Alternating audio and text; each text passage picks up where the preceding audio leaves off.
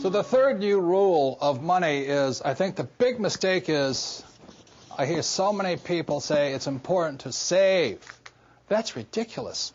And the reason that's ridiculous is because what happened in 1971 is crucial. In 1971, the U.S. dollar stopped being money. In 1971, the U.S. dollar became a currency. And what that meant is Richard Nixon, in 1971, the president, took us off the gold standard.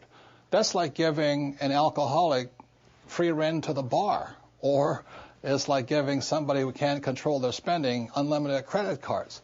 So what's happening is all the savers today are losers. You know, the problem with 1971 is that the federal government keeps printing money, so the value of your money keeps going down. So these people, I'm saving, and if you notice, as the value of the dollar goes down, prices go up. So they call this inflation. You know, you look at in 1997, oil was about, I think, $10 a barrel. 10 years later, it's about 135 a barrel. So they say it's inflation, but really what it is the dollar's value coming down. So savers are getting wiped out today.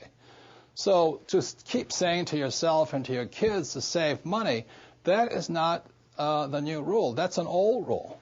So a very big problem for most people is stop using the word save and use the word hedge. You've got to hedge your money, hedge against losses. Like when I buy a stock, I put a hedge in. I put a stop loss or a put inside of it or a call, whatever I'm doing. I want to stop it. So today, I don't save money. I'm hedging. So in 1997, I started investing in oil, gold, and silver. So as the dollar dropped, oil, gold, and silver went up. So I'm not betting so much on oil, gold, and silver. I'm betting against the U.S. dollar. And that's why this idea that you're going to tell people you need to save money, that's really, really an obsolete idea, because the idea went obsolete in 1971.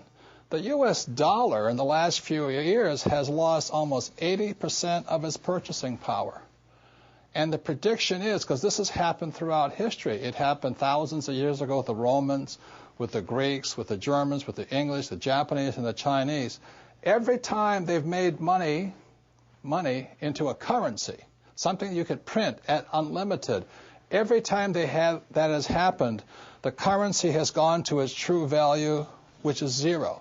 So I am afraid as this economic volatility continues, the savers who were operating by the old rules of money are just going to get wiped out because the purchasing power of their dollar is going to go down. So even if the bank's paying you 5 to 10% interest, you can't keep up with the banks printing money. So that's the old rule of money, is saving money, and the new rule is hedge. You've got to be able to see what's coming up as something else is coming down. The last thing I want to point out to you on this idea of saving money is this. One of the biggest misunderstandings in the world today is what they talk about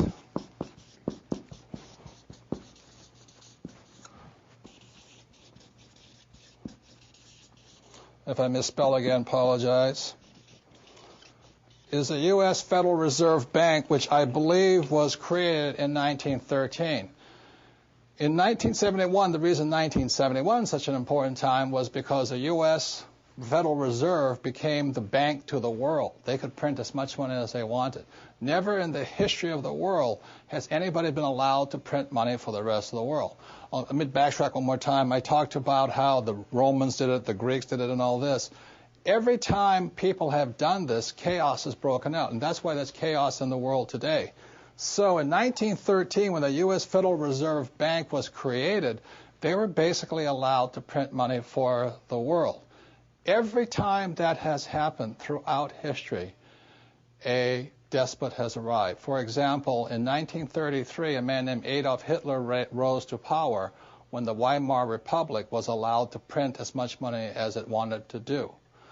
And in Russia, when Russia's currency broke down, a man named Lenin rose. When the Chinese economy broke down, Mao Zedong rose. When the Yugoslavian government broke down, Milosevic arose. So we're in that critical point right now, and one of the causes of it was in 1933, this thing called the U.S. Federal Reserve was created. And I think, they've done a pretty good job of making the rich richer. Unfortunately, many of the poor are getting poor. One of the problems of this is you have to understand that, first of all, the U.S. Federal Reserve Bank is not U.S. It is made up of a bunch of international rich guys from all over the world. The second thing, it is not federal. It's not a U.S. entity. It is, again, a bunch of rich banks from all over the world. Third, it has no reserves. There is nothing there. And fourth, it's not a bank.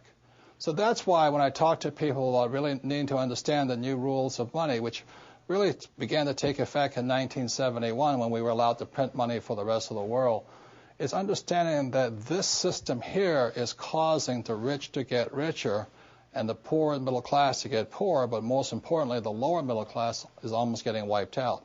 High prices, volatilities in the market, food getting more expensive, gas getting more expensive, savings getting wiped out, home values going around. And the reason the troubles have started, again, is the U.S. Federal Reserve Bank is not U.S., it's not federal, there's no reserve, it's not a bank. So if you understand that, then you can start to hedge your position rather than save money. And that's the new rule of money.